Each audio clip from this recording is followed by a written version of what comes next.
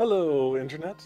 Welcome to the Homebrew studio. My name is Matthew. I use he, him pronouns, and I'm going to be here in the studio for the next hour or so today as we talk about creating homebrew content that you can use in your role-playing games at home. So, thanks for joining me today. With me, as before, is Logan, one of our directors at Nerdsmith and the arbiter of the live stream. Logan, say hello to all of our friends in chat today. Uh, Logan runs the production on the stream. He keeps things running smoothly, so we can just hang out and have fun. Now, this is your first time tuning into the studio. We are a new addition to the Nerdsmith network. This is our third episode. We're going to be streaming every Wednesday at 5 p.m. US Pacific time right here on twitch.tv/wearenerdsmith. And if you haven't already, please click that little heart button and follow the channel. It doesn't cost you a dime, and anytime we go live with one of the great shows on the Nerdsmith network, it lets you know so you can tune in and watch as the fun nerdiness occurs. I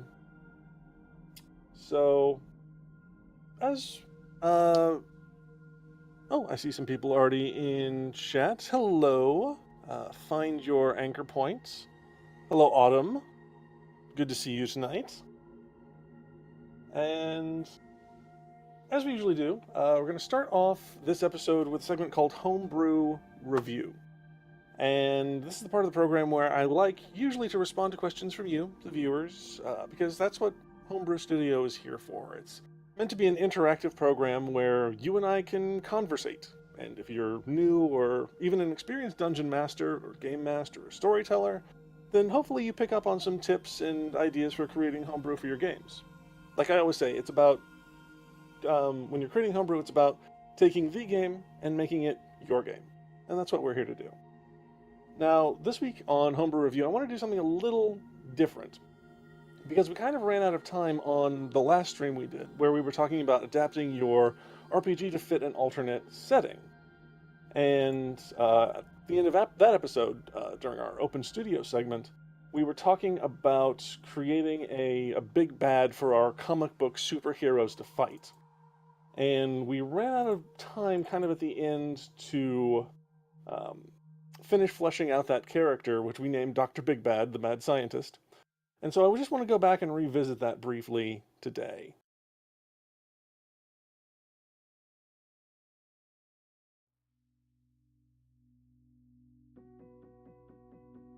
So here we have Dr. Big Bad, our mad scientist character, and I've gone back and I've cleaned this up a little bit compared to what we had last week.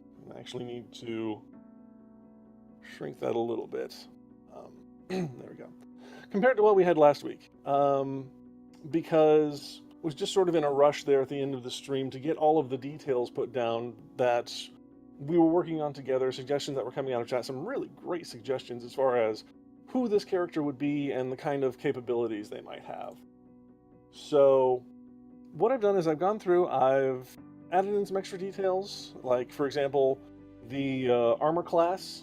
I've added that it's because Dr. Big Bad has chronophasic armor, which is the kind of thing you'd expect a comic book villain to have. It's that kind of sounding term. And it's just for fun, it's just for flavor. We've also gone back and we had this idea that Dr. Big Bad was a villain that was all about time travel and time manipulation. And so I've gone back and I've refined the idea of what those powers of his might be in this time manipulation segment. So once per round, Dr. Big Bad can use his temporal interference time system to speed up his allies or slow down enemies.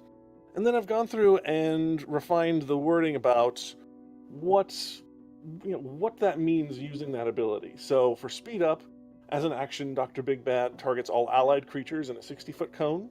Affected creatures increase their movement speed by 20 and gain an additional reaction for the round.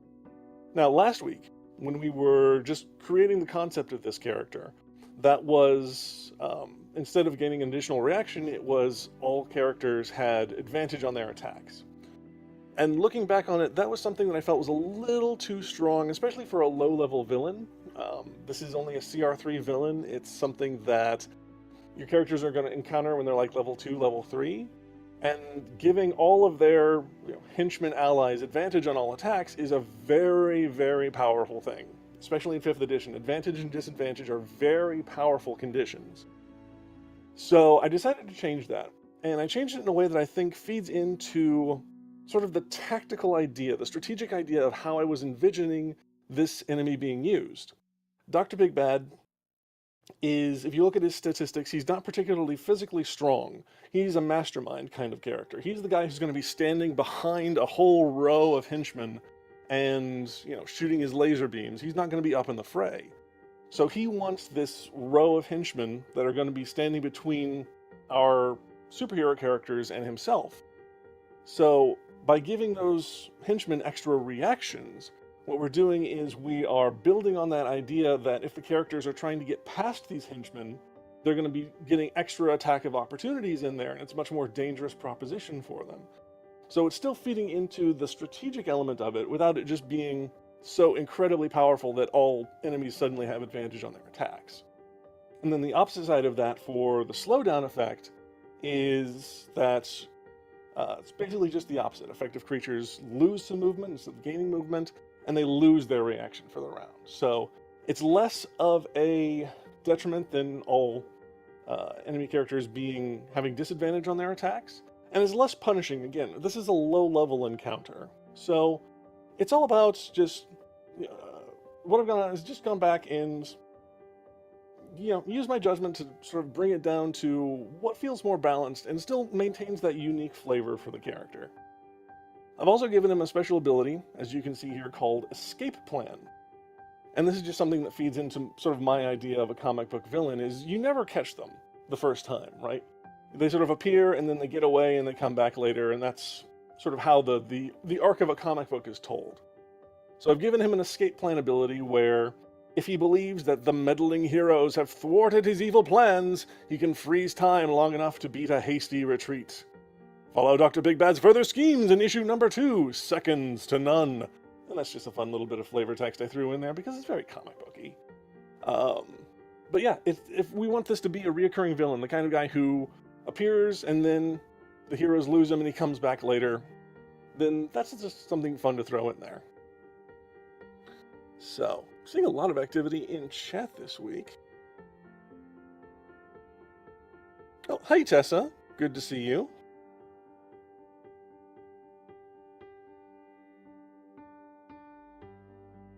Hope you're all having a good evening tonight. So, that's Dr. Big Bad, and I wanted to go back and touch on that, because we didn't really get to finish it last week, and also because this is, I think, it serves as a great example of how important making time for an editing phase is in your creative process. This is something that took me years to learn as a writer and as a creator, and is that your first draft of anything is never going to be perfect. And you can't treat your first draft like it's your final draft. You can't try and edit yourself and get everything 100% perfect as you're creating it. You just need to create. So you need to have that freedom to throw your ideas on the page or the canvas or whatever medium it is that you're working in, and just let them sit there. And then keep in mind that after that first draft is done, you come back to it with a cool head, with a clear set of eyes, and you edit it. And you fix the problems, and you fix the inconsistencies, and you make it into something better than it was before. And that's also why I wanted to bring this up again this week, is because it shows that editorial process, that as a creator, you really need to train yourself into getting into the habit of not just having in your process, but also expecting. It's fine to throw anything, everything in the kitchen sink at it your first time through. Just keep in mind that you come back later and edit it and clean it up and make it something that is going to fit in your world and be functional for your game. So, I think Dr. Big Bad is a very good example of that.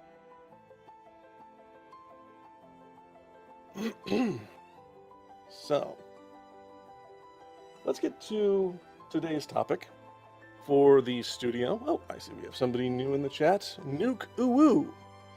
Thank you for the bits. And welcome to the stream. Otessa's listening while driving home. That's good. Good that you're listening, not watching. Keep your eyes on the road. Be safe. So let's get into today's topic, which is, I think, a really fun one and a really great way of flexing your creative muscles. So today on the Homebrew Studio, we're going to be talking about creating magic items. Now, magic items are great because they can be and do just about anything. You have endless possibilities of what a magical item can be, what it can do, how it can fit into your game. The key, then, is to creating great magic items is to focus those possibilities down into a particular direction. You got to take all of that wild, rampant creativity and focus it. So, because we don't want a mishmash of just random items that do all sort of crazy things, those can be fun and there's a place for those, but we're storytellers. As DMs, as GMs, that's what we are. We are trying to craft a story that's going to engage our players' imaginations and take them with us on a magical journey. So let's take that rainbow of possibilities and let's pare it down, let's focus it, and let's think, because magic items can serve many functions in a game. They can just be for fun. They can be silly, humorous little toys that don't really have a mechanical application, unless your players get really creative, and those can sometimes be the best stories from your games. Or you can have magic items that are very practical, they're very utilitarian. They have one job and they do it well. You can have magic items that are the MacGuffin of your game, the one ring to rule them all style magic item. And you can have magic items that are intelligent, that are characters in and of themselves, and basically become non-humanoid NPCs for your party to interact with. So let's focus on one kind of magic item that we want to create. And let's take inspiration as we're doing it from the kind of game we're running, the setting, the tone, and so forth. Let's let that guide us as we are creating our magic item.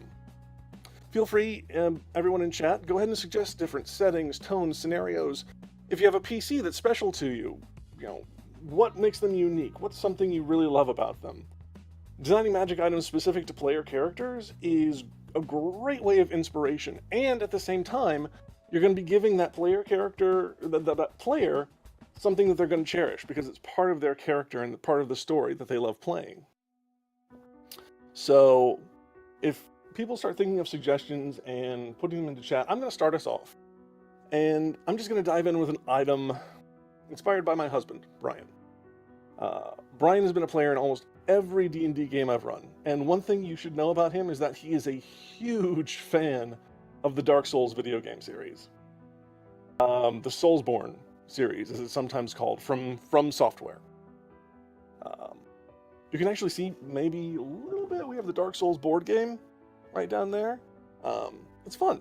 Challenging, but super fun. And it includes some awesome little minis that make me wish I was a mini painter, because I'd love to paint them and put them on display, but I'm never quite learned how to do that. But for the last couple weeks, I mentioned that because for the last couple weeks, he and I have been playing Sekiro, Shadows Die Twice, which is the latest game in like the latest successor to the Dark Souls series.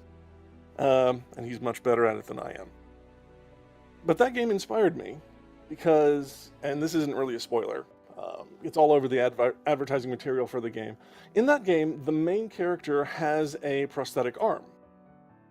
And that got me thinking about role-playing games and portraying characters of differing ability and how we can be more inclusive in that regard, and how we can design magic items around that kind of concept.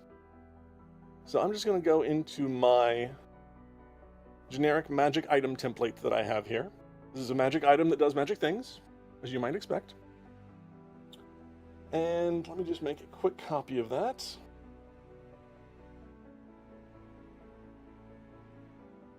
And so let's just make a magic item off the cuff, spur of the moment. This is going to be a, what should we call it? Well, in function, it's a prosthetic limb. This is a wondrous item. It's common. It requires attunement. So it's not. I don't want this to be something that's super rare or out of the hands of everyday people. I like it being a common item, a common kind of magical item that you'd see all over the place. So in describing this item, we'll say that this magic item replaces a missing limb. See, simple off the bat. It does require attunement, and I think that's important because we want to say that, excuse me, when you're attuned to it,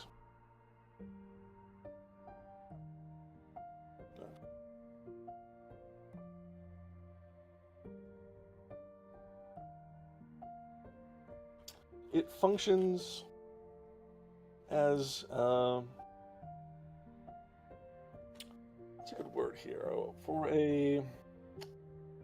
It sort of fills the mechanical purposes of a missing limb. It functions as a,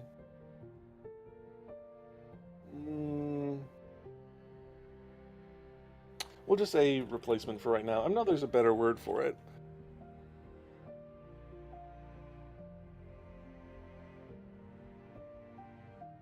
Functions as a replacement for the limb it is replacing. That's terrible, terrible verbiage.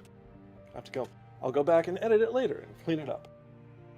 So it replaces a missing limb while attuned to it. Functions as a replacement for the limb it's replacing. It cannot be removed from an attuned user. No, an attuned wearer.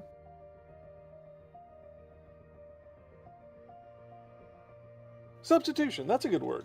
We'll use substitution.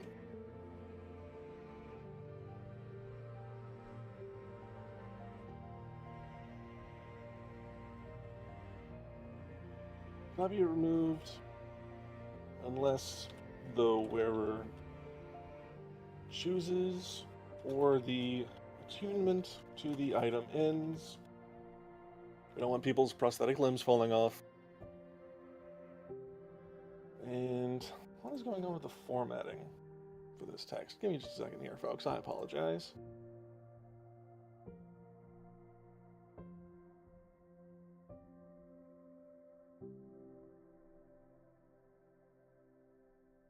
There we go. For some reason I had weird line spacing in my text. Or the attunement to the item ends.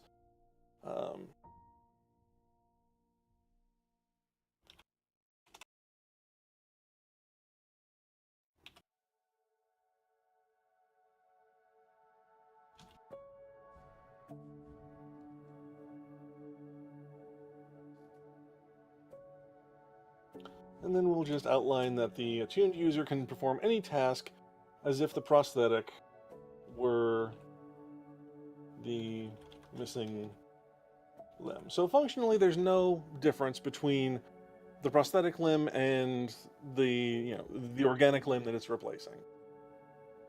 So, and just like that, we have a magic item. Again, I might go through and clean up the language a little bit, but you get kind of the idea of this. This is a sort of a common magic item that you can find throughout the world. If somebody loses a limb in combat or through an accident or is simply born without one, then you can get a replacement limb and it functions sort of the same purpose and allows you to do the same sort of things that you wouldn't be able to otherwise. So, that's just, just like that. We have a magic item, and it's one that is nothing fancy, but I think you can see the potential for this item in shaping your story and your game world and the gameplay experience for your players. If they are running into NPCs that have prosthetic limbs, and there are these common magical items that mean that disability is not as big of a concern in this setting, as opposed to, if it were. I think that's important to consider. So let's see what we've got here in chat.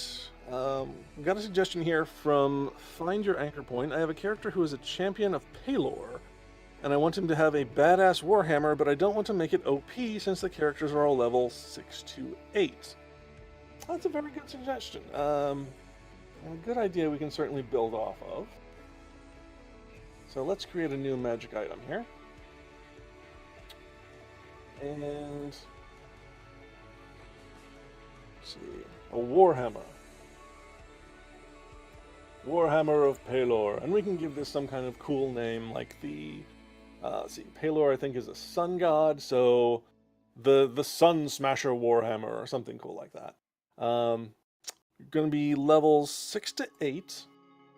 So this is going to be, first of all, not a wondrous item, but this is a Warhammer, as the name implies. And probably not a common item. This isn't the kind of thing we normally see in the world. This is something very specific to the followers of a particular deity. So we're going to say that this could be rare, could be very rare. For levels 6 to 8, let's say that this is a rare item. So, it's not the only one of its kind, but it's hard to come by. And we'll say that this specifically requires attunement by a worshipper of Paylor. Not just anybody can use this Warhammer. You gotta be down with Paylor. I was gonna try and make an ODB thing, but it just didn't work there. Kind of fell apart. I bailed. So let's fix the line spacing here real quick. The Warhammer of Paylor. What would we expect a Warhammer that is aligned with a good aligned deity, a deity of sun and light, to have? Well, probably will deal some additional radiant damage, because that's very very celestial, very holy. Um, it may have some protective aspects to it, where it guards you against certain types of magics or certain type of damage. Let's see here. What? Find your anchor point. What's the setting like in your game? Is it sort of just a standard D&D setting? Is it a pre-made setting? Character's a paladin. Okay.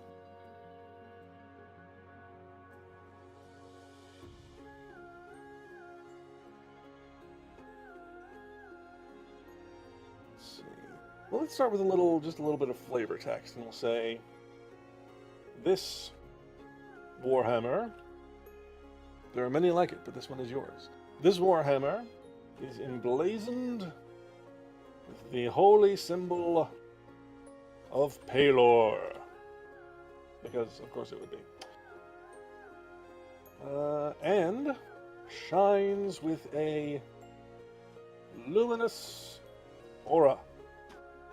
Because there's a sun god. His stuff is going to glow. That just makes sense. Standing is pretty standard, what you'd expect when we're playing D&D. Okay, so kind of your standard high fantasy D&D setting. All right. So we'll say that when wielded by an attuned user,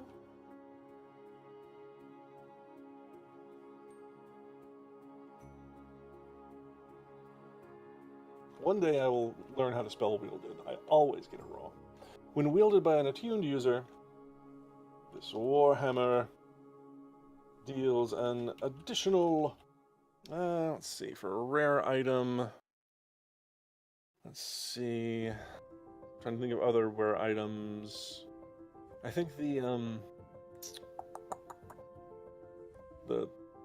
wow, my memory is just failing me, but I know there's a magic item that does cold damage. And I think it does either 1d8 or 2d6 maybe. Let's go with 1d8. When you apply to this Warhammer deals an additional 1d8 radiant damage on a hit. And let's see.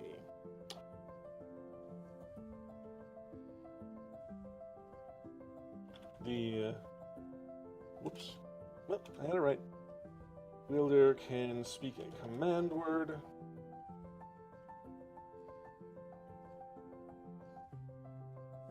To make the shine with a bright lights, a radius of 30 feet, and dim lights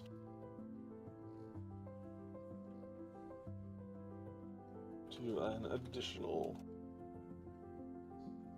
30 feet. So it's a Warhammer and it's a flashlight.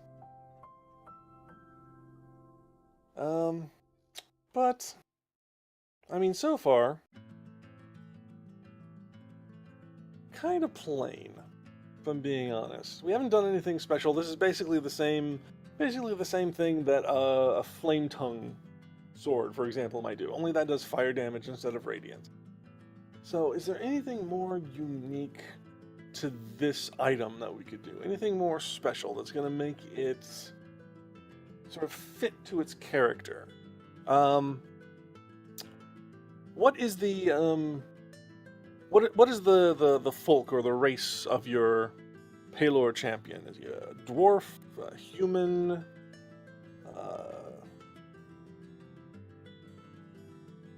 Maybe we can do something with that. Maybe we can tie it more to a specific sort of heritage.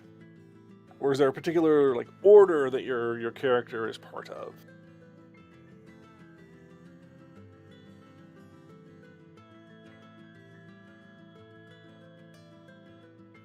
Ah, I see. This is interesting. So in the game, all of the characters are avatars of their gods and are going to war for the gods they worship, and he's a human king. Ah ha ha ha ha ha ha. So, this is a very interesting detail. And this is something that's going to, I think, set your game and your character apart. And it's something that needs to be worked into if this is going to be like a special signature item for your character. So let's call this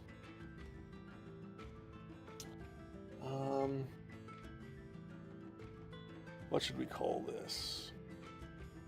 We'll call this the King's Judgment. So now it's got a super cool name. King's Judgment. And how can we play with this a bit more, make it a bit more unique? With a heart of gold and a brain of rock. I mean, we've all known paladins like that, let's be honest.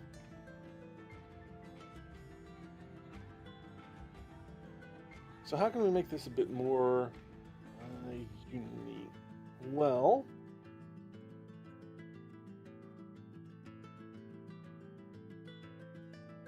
let's tie this into, let's say that this gives you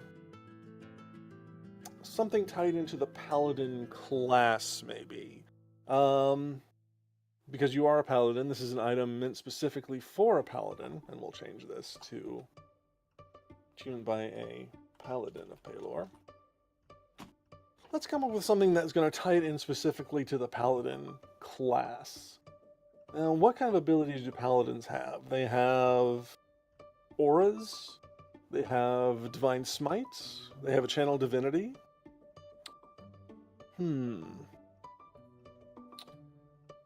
Maybe. Here's an idea. If an attuned user slays an evil creature, because again, Pelor is a very lawful good deity. If an attuned user slays an evil creature with this hammer, they immediately, whoopsie-doo,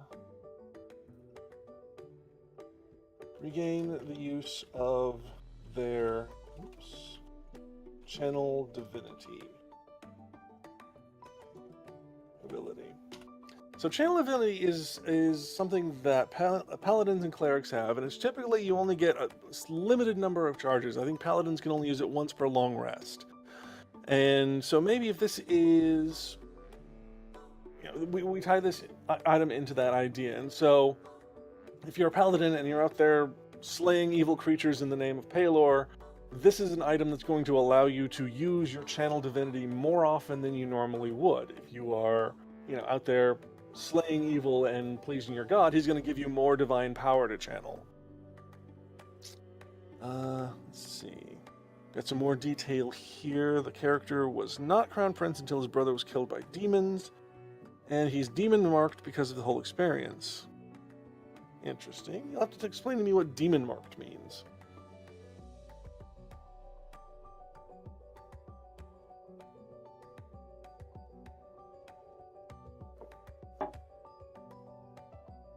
And if anybody else in chat has any suggestions, ideas, again, this would be like tone, setting, character suggestions, anything like that that you think are good inspiration for creating magic items, go ahead and put them in chat.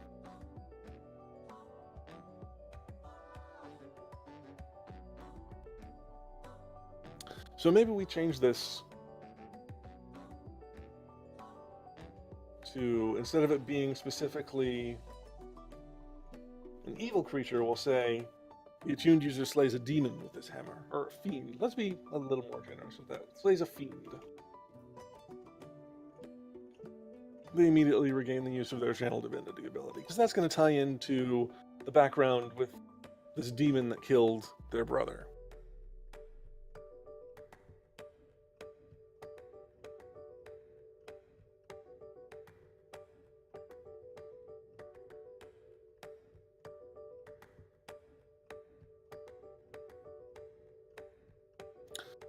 So let's see. Find your anchor point says he has a mark on his neck from where he was attacked.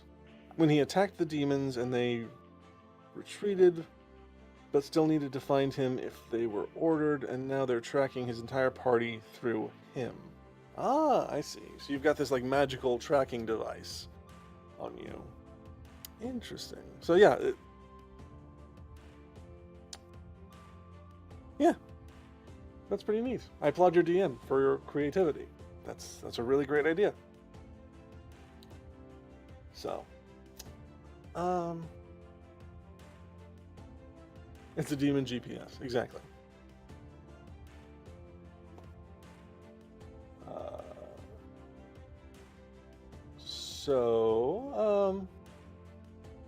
Yeah, I think this is a pretty good item that we've created. It's got a little bit of interesting flavor to it that makes it specific to this character and their class and their backstory. If we wanted to go further with this, and this is maybe a crazy idea, but let's have fun. If we wanted to go further with this, then we could try to do something.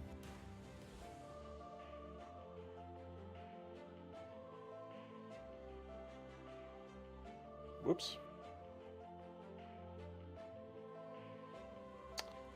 Oh, Google Docs formatting. Maybe this is not just a rare item. Maybe this is a legendary item, not legendary.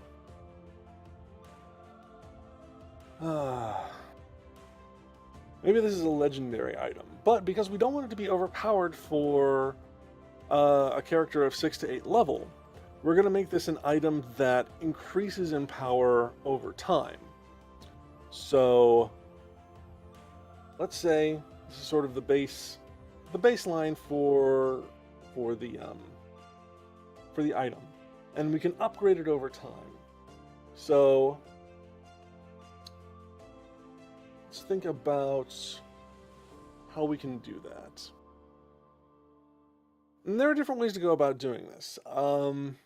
There are ways that if you're doing a particularly like dungeon crawly type of adventure, maybe say that for every 100 enemies slain, you get a boost in power to your item. That's a little wonky, and it requires a lot of tracking on the part of the player. So it's not something I would typically go for. We can also just assign it to levels and say, at this level you gain this abilities, and at this level it unlocks those abilities. Or if I was the DM, I would probably tie it into story points and say that when this sort of milestone story thing happens, something happens within the narrative that unlocks these new abilities to the item. So let's go with it, kind of that idea. And we can even introduce qualities to the item and then use that to work backwards to get ideas for our narrative. That's one of the fun little tricks I like to do with magic items sometimes. If I have this really cool idea for something I want a magic item to do, and then kind of work backwards into, okay, well, how does this tie into the narrative? And how can this give me an idea for an adventure, or a location, or an NPC, or a twist or a turn in the story, something like that. So let's just throw out some ideas here for our for the King's Judgment.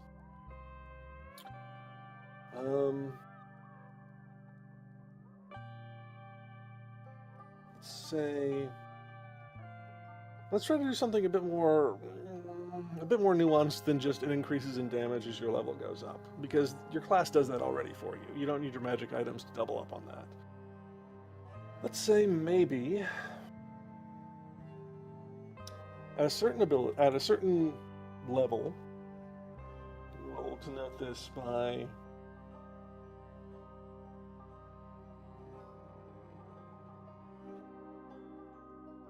putting in bold italics. We'll say that at a certain level, how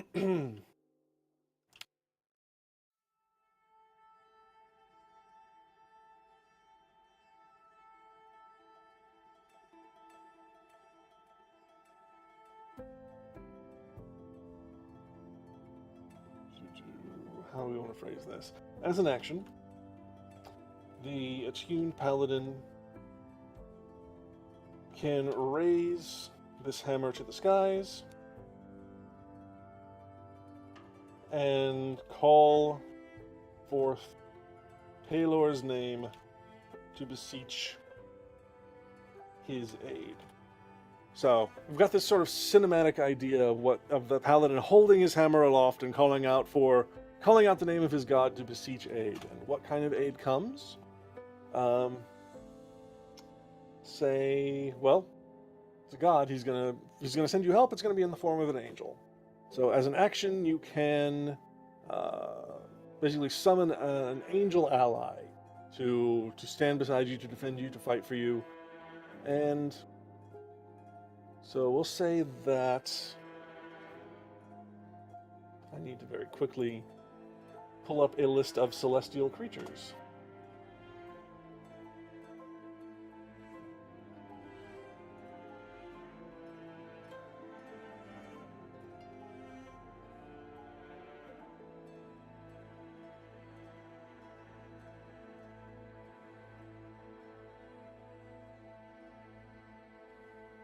And immediately I've run into a problem with this plan.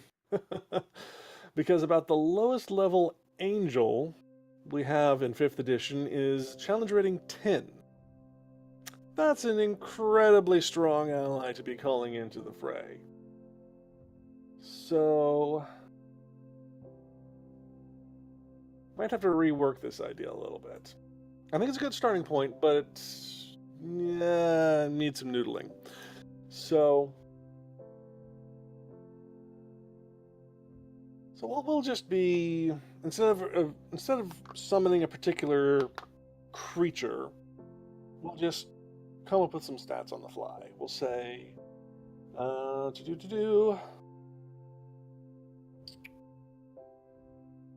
aid. A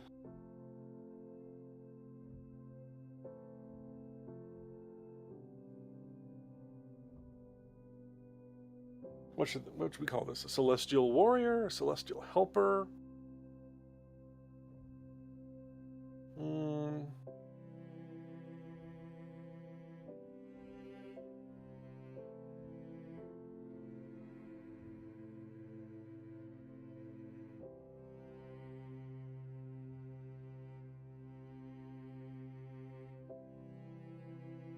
Warrior sounds cooler. Yeah, a celestial warrior appears in an unoccupied space.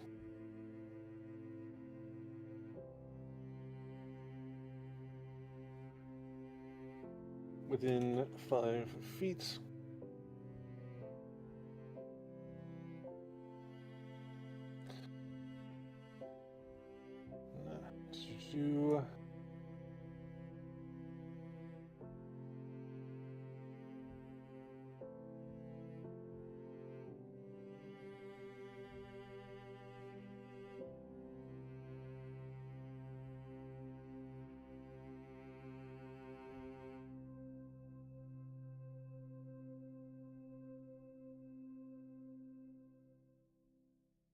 So it has 30 hit points, an AC of 17, and an initiative of +4. I'm just making these numbers up as I go along. And we'll say that to the warrior,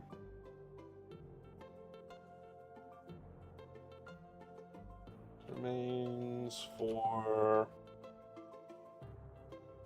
1 round, 1 minute. Let's go with 1 minute.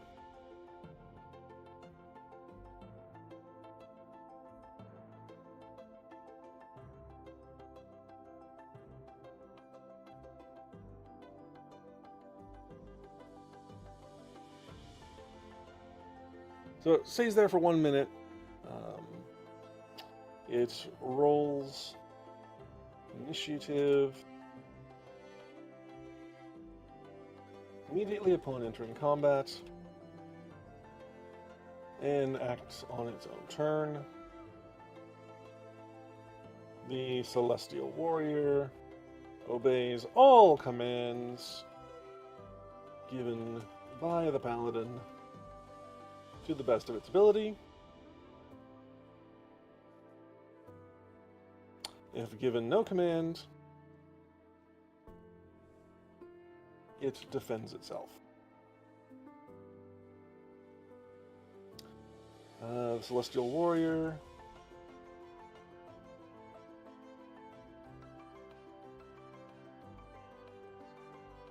Can only take the attack action.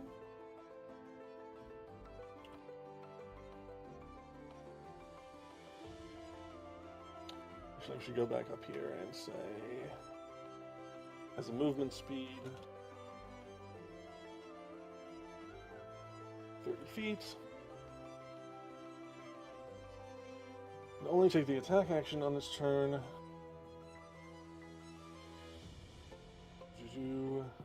To make a... What sort of weapon should we have? Jen makes a good point. Warrior is good if it's more combat specific. Helper is vaguer. Well, let's specifically work on Warrior now, and we can always go back and tweak it. We can always change it so that there are other things that this Celestial Helper can do. Maybe you can conjure a Celestial Helper. Maybe you can conjure a Celestial Warrior that deals damage, or a Celestial Healer that's going to give you, going to heal your party. And there are different options. So let's finish working this, finish this idea at least. And let's see. Turn to make a...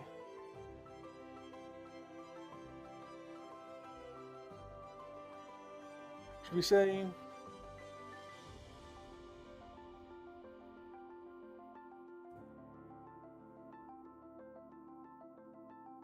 the...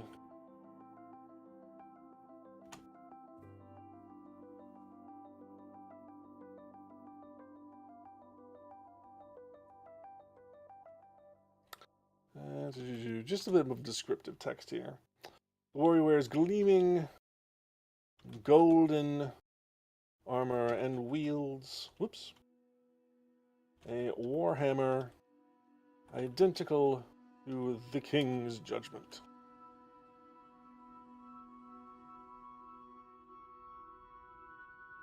Identical in appearance.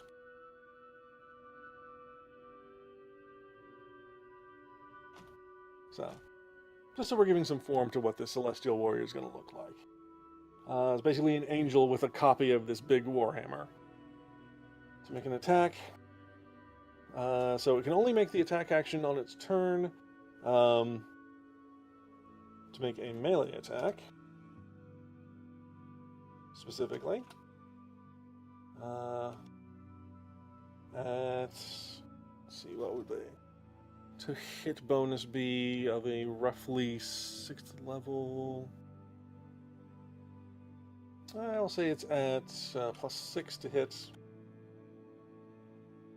And deals... I think Warhammer is 1d8? It's 1d8, 1d10, isn't it? Based on if you're using it with 1 or 2 hands. So we'll say it deals 1d10 radiant damage on a hit. Alright, so we now have an unlockable ability to the King's Judgment that maybe as you progress in level, as you grow in favor with or you grow in connection with this divine being that you're an avatar of, you can start summoning down angels to help you. And so you have a creature with 30 hit points, an AC of 17, 30 feet movement speed, initiative bonus. The only thing it can do is attack because this is an angel of war? Yeah, I like that. In fact, we're going to change Warrior to Angel of War. And we'll use this because if we add another ability to this, where maybe it's not a warrior but a healer, then we can change what it's an angel of. It's not an angel of war, it's an angel of mercy that you can call down and they will heal your party. So, just change the verbiage here from warrior to angel. And this is really editing that I can do later. It's not that typically important right now. But yeah, we've got this very powerful but limited in scope ability that we've now given to this magic item. And it's something that we can continue to add additional abilities that will unlock over time that will make this weapon progressively stronger. So it ties in with the backstory of our paladin character, our avatar of Pelor, and it's something that can be tied into the storyline of the campaign as well as, things progress. So I like this. This is a good start for our magical item. I don't think it's finished by any means, but I think it's a very good start. And thank you, Find Your Anchor Point, for giving us that suggestion and those details about your character. They sound really cool. Your campaign sounds like it's a lot of fun. And if you want to take this suggestion to your DM, let them play with it. Please do not ask your DM to put this specific item in or anything like that. Every DM has their own style. If you want to suggest your DM tunes into our program to join us in the studio to get some tips and ideas, by all means. But this is just a suggestion, just a bit of brainstorming, and I'm pretty happy with that. We are quickly. Oh, you are the DM. You're a DM and you're the player.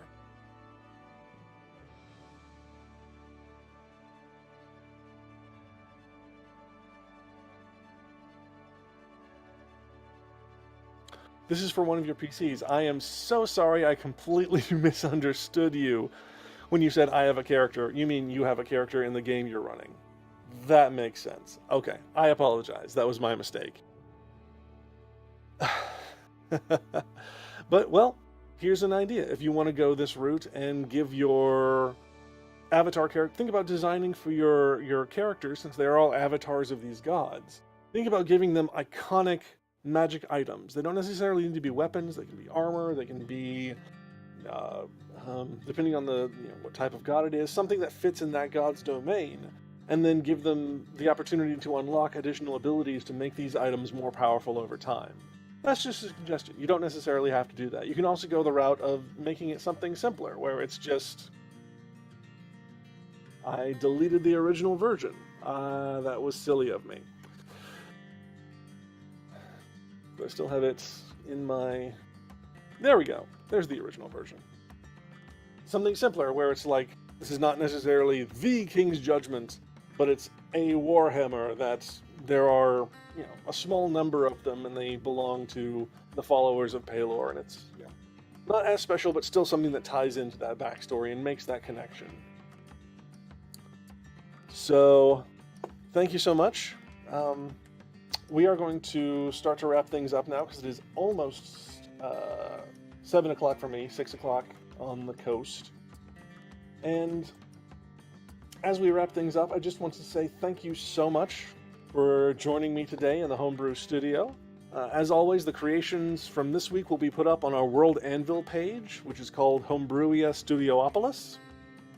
I don't think I've actually put up our creations from last time. That's my fault. I actually left for a convention halfway across the country the day after our last stream, which is why I didn't get those put up, but I will. But yeah, search for Homebrew Studiopolis on World Anvil, or Logan might have a link he can put in chat for you. Everything we create here on stream is there for you to use in your own games or to take further inspiration from. We are... very, very lucky to have World Anvil as a sponsor of the Nerdsmith network. Please check them out. Worldsmith? I always do that. I always mix the two names together.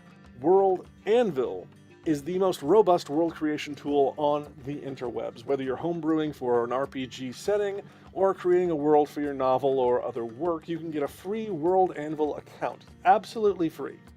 And if you want to get some extra add-ons and unlockables, which I think are definitely worth it, you can upgrade to a paid subscription. But we will be back next week at the same time, 5 p.m. US Pacific, only here on twitch.tv/wearenerdsmith.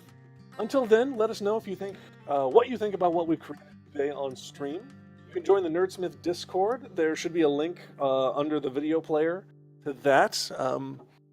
And as Logan said, they have recently simplified the process of joining the server.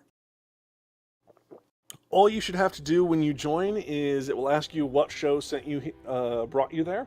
Just put in Homebrew Studio, and that will unlock the entirety of the Discord server to you. It's just a little layer of security we have to keep the bots out. And in the Discord, there is a channel just for Homebrew Studio. Post your questions, your ideas, any inspiration you took from the things we've worked on. If you have your own homebrew that you've created, your own homebrew magic items, post them there. We're happy to see that other people are taking inspiration and getting into the homebrew spirit. And if you have any questions, maybe that'll come up next week on our homebrew review segment. So you can also contact me on Twitter by following me at Matthew A. Siebert. Logan, I think, might be able to throw a link in there as well to my Twitter. You can also follow the network at We Are Nerdsmith to find out about the other great shows on the Nerdsmith network and follow them as they are released. Coming up next on this Twitch channel, we have Countless Heroes starting at 7 p.m. Pacific, which is in just an hour. Countless Heroes is a West Marches style D&D campaign set in the homebrew world of Vale. It features a diverse set of players and characters with no fewer than 5 playable folk races. It's DM'd by Logan and it has a rotating cast of 16 players. So grab yourself some dinner and come back to catch what we all call the daytime soap opera of D&D live streams. It has mystery, passion, ambition, gay intrigue, and squealing. You'll love it. It's all on Countless Heroes coming up in an hour, but that's it for our time on the Homebrew Studio this week. We thank you for coming, and we'll see you next time. Take care, my friends.